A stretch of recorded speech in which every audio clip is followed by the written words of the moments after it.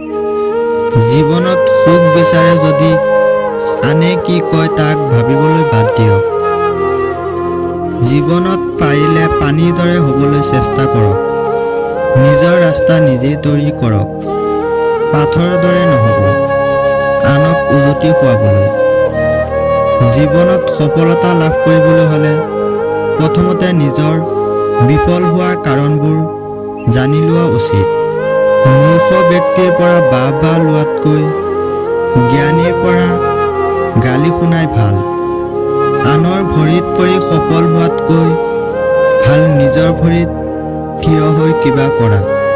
কিছুমান মানুহে আমাক তেতিয়ালৈকেহে ভাল পাই থাকে যেতিয়ালৈকে তেওঁলোকে আমাক ব্যৱহাৰ কৰি থাকিব পাৰে। চেষ্টা ইমান শান্ত হৈ কৰা যে সফলতা চিঞৰি আহিব। আশা অবিহনে জীৱন হতাশাৰে পূৰ্ণ হৈ পৰে। জীৱনৰ আশাবোৰক কেতিয়াও মৰিবলৈ নিদিব, কিয়নো জীৱন আছে মানে আশা আছে, আৰু আশা থাকিলেহে জীৱনত আগুৱাই যোৱা সম্ভৱ। সপোনবোৰ আৰু স্বাৰ্থপৰ আপোনবোৰ যিমানেই কম হয়, জীৱনটো সিমানেই সুন্দৰ হয়। আনৰ কথা শুনাজনে ভাঙি যায়, নিজৰ কথা শুনাজনে নিজকে গঢ়ি লয়। সত্য কোৱাৰ সৎ সাহস ৰখা। পৰিমাণ ভোগ কৰাৰ শক্তি তোমাক ভগৱানে দিব। কালি যি হৈ গ'ল সেয়া পাহৰিবলৈ সাহস লাগিব।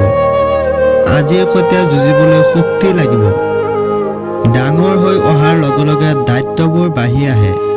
পইচা থাকিলে কিবা এটা কৰিম, আৰু পইচা কয় কিবা এটা কৰিলেহে মই তোমাৰ ওচৰলৈ আহিম। সো গাইজ, আজিৰ ভিডিঅ'টো ইমানেই। আশা কৰোঁ ভিডিঅ'টো ভাল লাগিছে। ভাল লাগিলে লাইক কৰি দিব, শ্বেয়াৰ কৰি দিব, আৰু আমাৰ চেনেলটো ছাবস্ক্ৰাইব কৰি আমাৰ কাষত থাকিব।